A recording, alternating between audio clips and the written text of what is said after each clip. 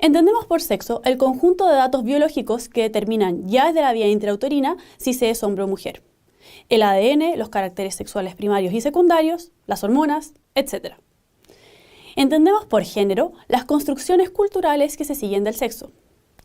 En su artículo El género, una categoría útil para el análisis histórico, la feminista Joan Scott identifica el género como aquella herramienta conceptual que permite negar el determinismo biológico que puede seguirse del uso de la palabra sexo y poner foco en la serie de relaciones sociales que integran las relaciones entre los sexos.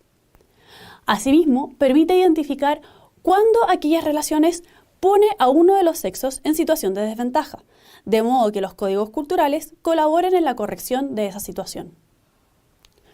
Lo anterior puede leerse de dos maneras distintas, que serán las que entrarán en pugna antropológicamente hablando, y que originarán los disensos esenciales y a la vez la posibilidad de diálogo. Una manera es enfocarse en el concepto de género como contraparte del sexo, es decir, como la construcción cultural que hacemos sobre el dato biológico del sexo. El género es entonces lo que se sigue humanamente de ese dato duro que es el sexo de nacimiento, la manera en que culturalmente dotamos de significado la diferencia sexual. Modos de vestir, de hablar, de caminar, modos de relacionarnos entre los sexos y modo de comprendernos a nosotros mismos en cuanto a hombres o mujeres, porque el ser humano no es simplemente hembra o macho. La sexualidad está revestida de cultura, como todo lo que hacemos los seres humanos en cuanto tales. También podemos discernir qué aspectos culturales de los que hemos dotado de sentido a la sexualidad resultan eventualmente injustos para uno de los dos sexos y poner los medios para corregir esa situación en el tiempo.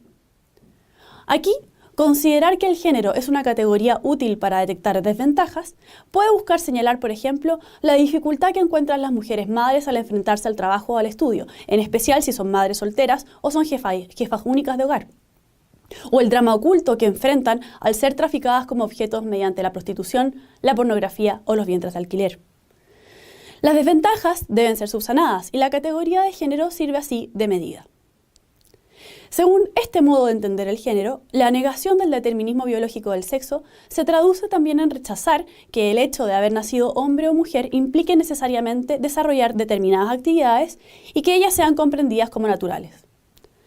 Desde sus inicios, el feminismo quiso impugnar la idea de que la alusión a la naturaleza implicase asignar determinadas tareas fijas para las mujeres y otras a los hombres de las que ellas no pudieran participar.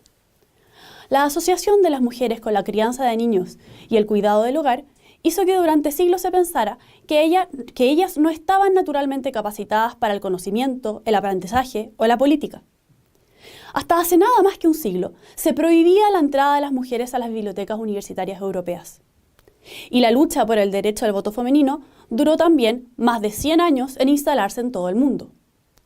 Los principales opositores al sufragio femenino normalmente aducían razones de naturaleza. Las mujeres eran naturalmente virtuosas, maternales y hogareñas, y las bajezas del mundo político mal calzarían con su pureza.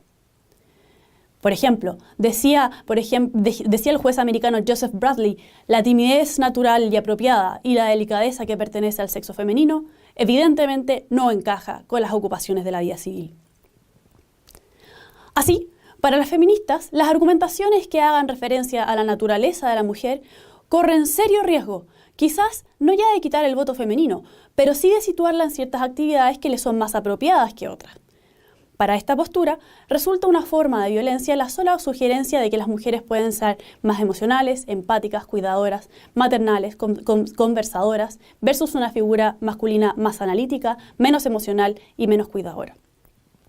La violencia estaría en la fuerza del estereotipo, un modelo único que debe cuadrar adecuadamente para cada sexo y que separa y rigidiza las opciones de libre desarrollo vital para cada uno, porque no solo se trataría, además, de los estereotipos femeninos, sino también de los masculinos. El recelo ante la idea de una naturaleza femenina o masculina conduce luego a la segunda manera de entender el género. Una segunda lectura, entonces, es poner el foco en el sexo y sus alcances.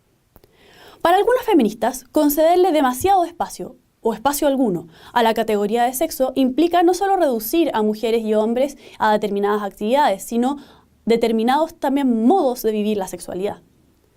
Muchas feministas comienzan a preguntarse, la propia Joan Scott entre ellas, si acaso la misma división sexual binaria no implica también un biologicismo y una estrechez de roles de género. Si hay un hombre, entonces hay una mujer, y el hombre y la mujer están en algún tipo de relación necesaria entre ellos, desembocando entonces en una heterosexualidad moral y socialmente obligatoria. En tal caso, las diferencias sexuales deben manifestarse en identidades claramente disímiles con características y actividades diferentes, de modo que la inequidad resultaría imposible de superar. Hablar de sexo, como algunas feministas teóricas comenzaron a ver con ascendente claridad, es sostener la finalidad de los mecanismos biológicos, donde el sexo tiene un sentido necesariamente reproductivo.